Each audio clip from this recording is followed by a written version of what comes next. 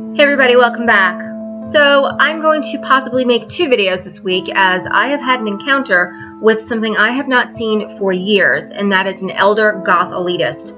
My encounter happened by way of her coming to crap bats, cobwebs, and black glitter all over my channel, which of course resulted in me having to reprimand and then block her. She was a rare one because she's an elder and actually an 80s goth, but exhibiting all the classic signs of an elitist goth from that era. However, existing online, which is a version that we all know. Now, I'll get into all the gory details of the offender and her actions, but I feel this requires a little bit of a precursor. Something about the experience has brought back memories of a time in my life. It was a brief period when I was actually an elitist, but I hadn't actually realized it yet.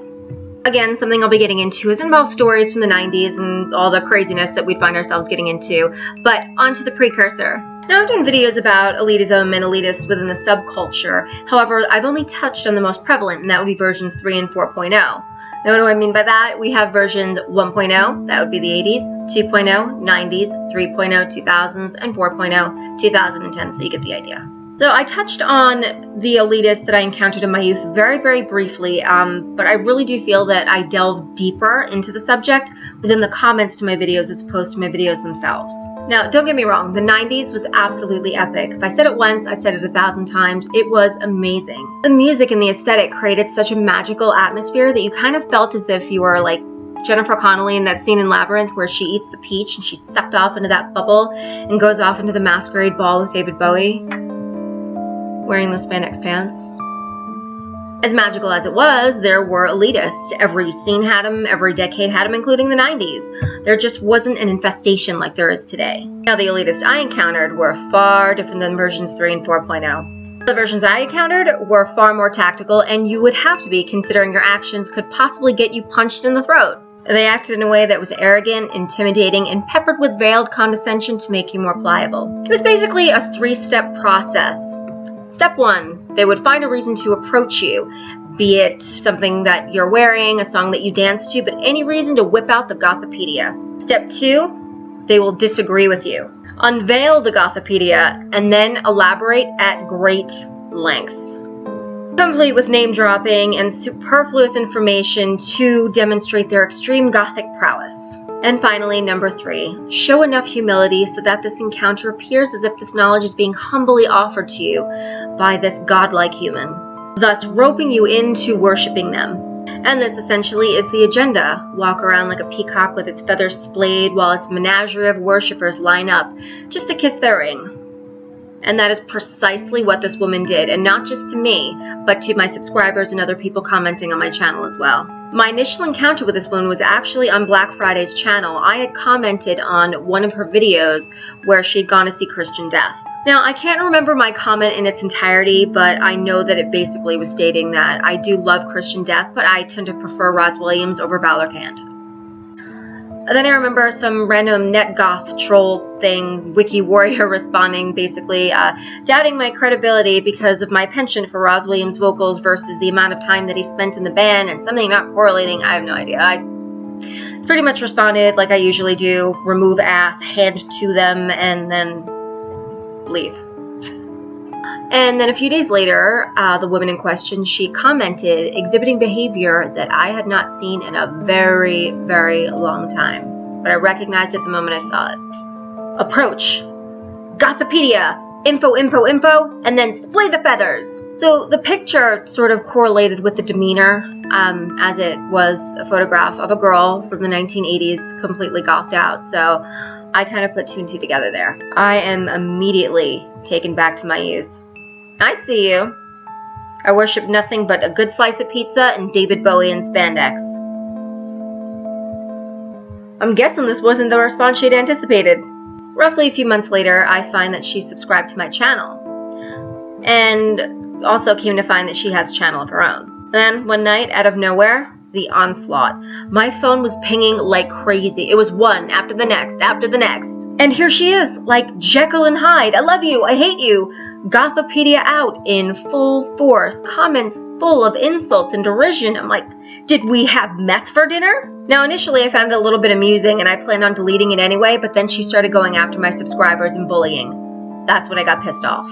And she seemed incredibly agitated. She was singling out commenters for specific things that they said and insulting them, condescending them, and then going about correcting them by basically beating them over the head with her Gothopedia, and 19 paragraphs later, inviting them to come check out her channel. And that is the very reason that I did not name or shame. I don't do favors for bullies. So let me get this straight. You go on someone else's channel, particularly somebody who is vehemently against bullying and elitism, attempt to defame, deride, and humiliate the owner of said channel, sift through literally hundreds of comments to find something that you disagree with, then attack subscribers to said channel in a sick way of intimidating them over to your own channel. Are you malfunctioning? Have you forgotten how to adult? One of the statements in her comments, however, brought me back to a time where myself and my friends were behaving in an extremely elitist manner. However, we hadn't realized it yet. It was only through suffering the consequences of my actions that I truly realized what I'd been doing. Now let me read the comment. Her comment was, I might have a little more respect for someone who makes the effort to read and write rather than someone who hangs out in nightclubs, insinuating that I'm some illiterate asshat. When I was 15, my friends and I managed to acquire a club. That's right, we, as a collective, we managed to acquire an entire goth club while we were still basically sophomores in high school. The club was called Subversion, and prior to it sort of changing hands between the previous people who ran the night and us, it was run by two guys. They were seniors in high school from a few towns over, Davey and Nick. Nick was an exchange student from Australia, and Davey was he was a high school senior at the same high school as Nick was. Our entire crew went to this club, which was roughly 35 to 40 people, because we spanned about 2 high schools. Now, on top of us, and then the other turnout of, everybody else that went to Subversion, it had a really great turnout. They spun some really good music. I mean, it was one room. However, despite it being one room, there was a really good mix. There was goth, there was industrial, and then there was, of course, the one common thing that brought us all together, new wave. So as the end of summer approached, there was a major crisis. What was going to become of Subversion? Davey, he was graduating high school and he was going upstate to college, which may as well have been Canada. And Nick, his exchange was over. He was going back to Australia. Some negotiations occurred, and over the course of a few weeks, Subversion changed hands between Davey and Nick to us. So we acquired a goth night. Now, as the club was run by those in our immediate circle, we got cocky and we got territorial. That place was ours. Less people began to show up, and we were incredibly unwelcoming to newcomers. And as expected, they would show up, probably leave early, but they would never return after that. Eventually, the club was just us, and that was completely fine by us. It was like a party in a club every single weekend with our friends. What could go wrong? I mean, we still had to pay the $8 cover charge to get in, but, when there's only 35 to 40 people, that was definitely not enough to cover the cost of a club on a Saturday night.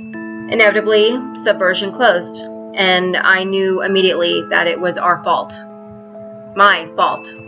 We had become so territorial that we were so against anybody penetrating our circle that we were incredibly rude and alienated people that just wanted to meet other goths and have a good time. But I was so focused on us and our group that I failed to see how cruel that I was actually behaving. I deserved every bit of it. We deserved what we got.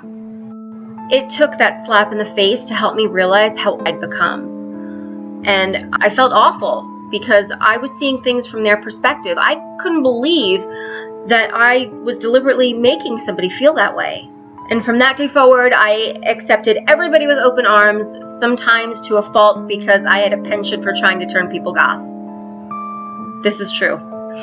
And as for the lady who inspired this video, our behavior was absolutely inexcusable, and it resulted in us losing what was essentially our home. We adored Subversion. Now imagine that on a grander scale, as in the entire goth scene. That right there should be a lesson as to how detrimental that sort of attitude can be. Being around for goth's inception, you would think that you would have a strong sense of preservation for something so great. I was 16 when I learned my lesson. You, on the other hand, may have gotten older, but you haven't grown up.